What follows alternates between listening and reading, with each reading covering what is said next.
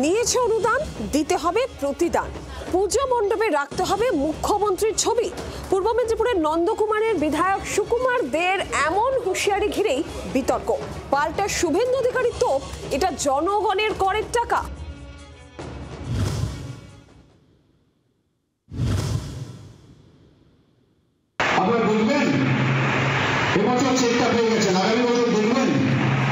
সদ্য পুজো অনুদানের 1,10,000-এর চেক পেয়েছে ক্লাবগুলো।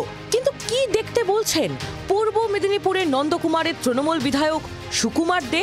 নন্দকুমারের 66টি ক্লাবের পুজো কমিটিকে হুঁশিয়ারি এমএলএ সুকুমারের।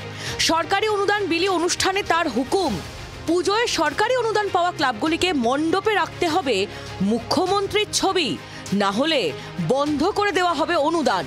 সেই ভিডিও সমাজ মাধ্যমে পোস্ট করেন শুভেন্দু অধিকারী।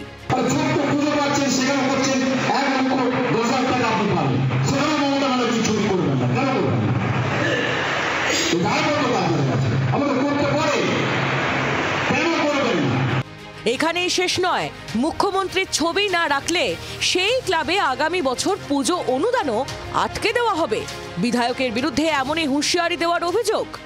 আমি পরিষ্কার আমি দেখবো প্রত্যেকটা প্যান্ডেল যাবো, আমাকে ইনভাইট করুন আর নাই করুন, প্রত্যেকটা প্যান্ডেল আমি দেখবো আপনারা কি করেছেন এবং আগামী বছরের জন্য আমার তোলা থাকবে। এটা কিন্তু পরিষ্কার বললাম, তো সিএমের ছবি আপনাকে রাখতে বাধ্য, আপনি রাখবেন।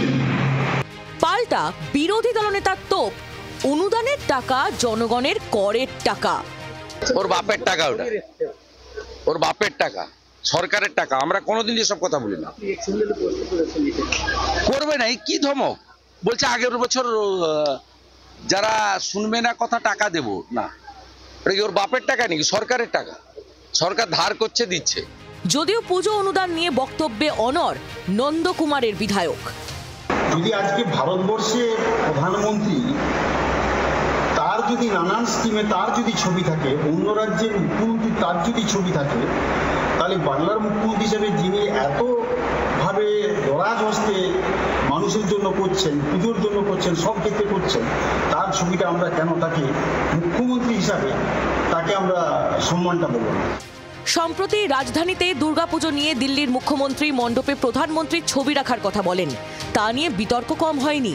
এই আবহে নন্দকুমার বিতর্ক, রাজনৈতিক মহলের কটাক্ষ, তুমি কি কেবলই ছবি? কিরণ মান্নার রিপোর্ট, জি 24 ঘন্টা। বাংলার আওয়াজ, বাঙালির আবেগ, জি 24 ঘন্টা।